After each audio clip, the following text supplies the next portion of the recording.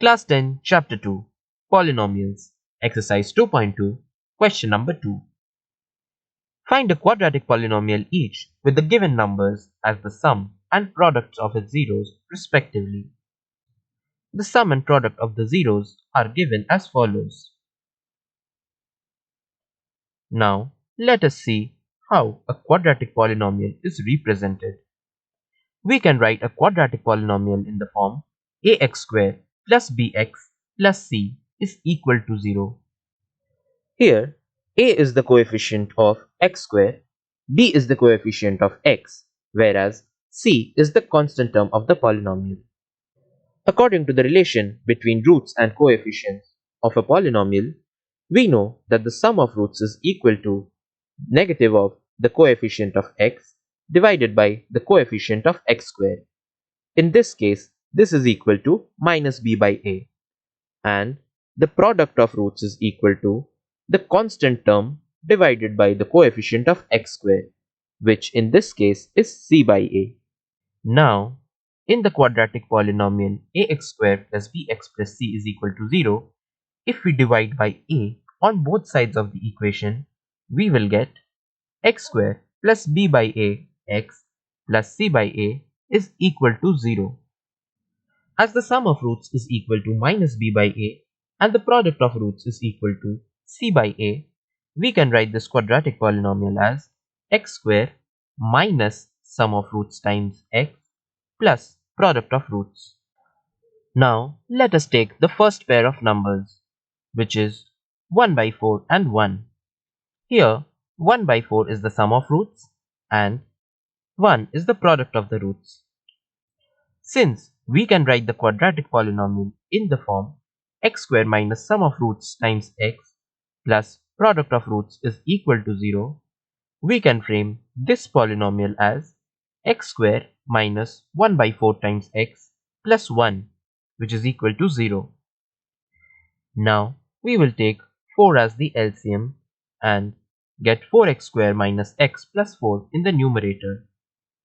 Multiplying by 4 on both sides of the equation, we will get the following. Therefore, the quadratic polynomial will be 4x squared minus x plus 4 is equal to 0. Moving on to the next pair of numbers, which is root 2 and 1 by 3. Here, the sum of roots is root 2 and the product of roots is 1 by 3.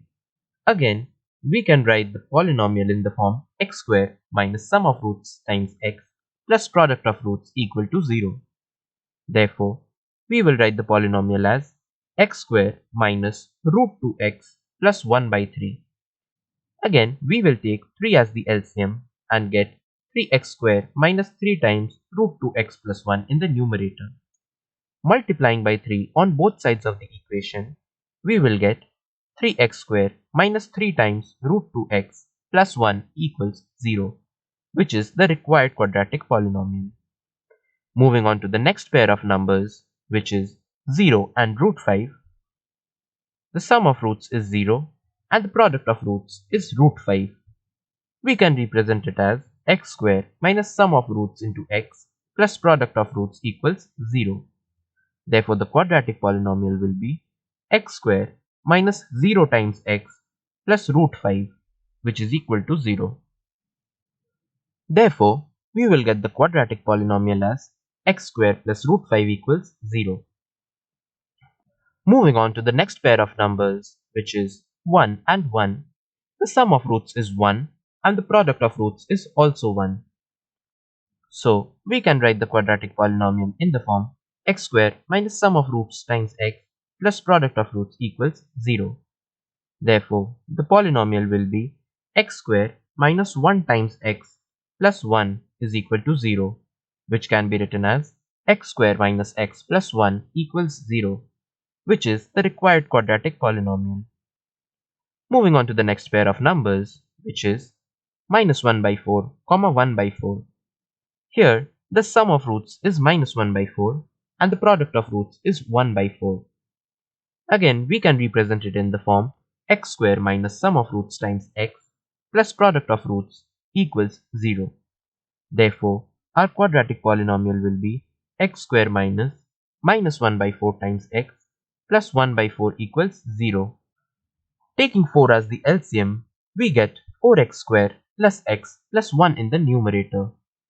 Now, multiplying 4 on both sides of the equation, we will get 4x square plus x plus 1 equals 0, which is the required quadratic polynomial.